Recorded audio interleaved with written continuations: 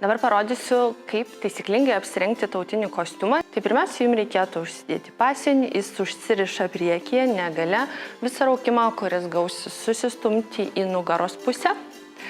Apsirengti marškinukus, užsidėti kojinytes ir tada galima pradėti nuo sijono. Sijonas, kaip ir pasionis, lygiai taip pat užsisega priekyje. Čia jūs dar turite įsiūtą kišenėlę, tai galite ją panaudoti esant reikalui, įsidėti kokius nors daiktus.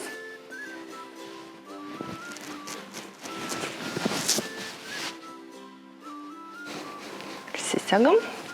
Tuomet dedamės prijuostę. Prijuostė turi būti pasiūta ant šniurelio, kuris laisvai slankioja. Sulenkiam ją pusiau. Lygiai. Patraukiam. Ir dedam ant juosmens. Prijuostė turi eiti nuo šoniuko iki kito šoniuko. Šoniukai lieka papūsti, o mūsų priekinė pilvo dalis neišsipučia. Patogiausia rengtis prieš veidrodį, tada aiškiai matysite, ar visos linijos yra tiesos. Surištą šniurelį sukišam į vidų, kad neliktų kaboti. Tuomet dedamės juostą, rišamės. Juosta šiuo atveju yra per ilga, tai mums reikėtų ją sutrumpinti, kad būtų iki tokio aukščio. Ta padaryti labai paprasta, tai reikia nugaroj padaryti tokį užlenkimą dvigubą. Šiuo atveju aš jį susegsiu adatėlėmis. Jūs galite sukabinti siūliuku. Ir juostą užtenka užrišti vieną kartą.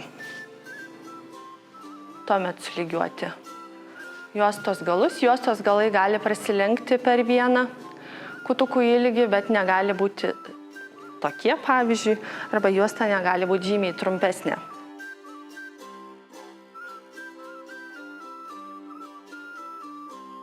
Tuomet užsidedam liemenę.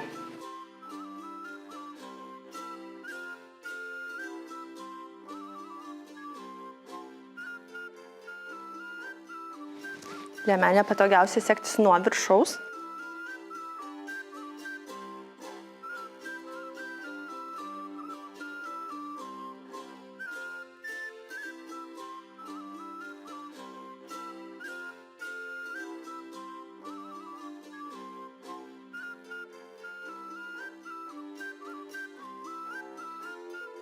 Apsiaunam batukus.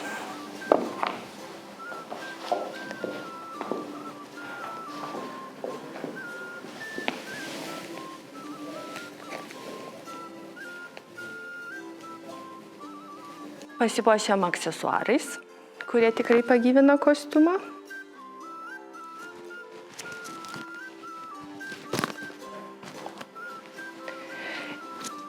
Ir užsidedam jums tinkančią ir patinkančią galvos dangą.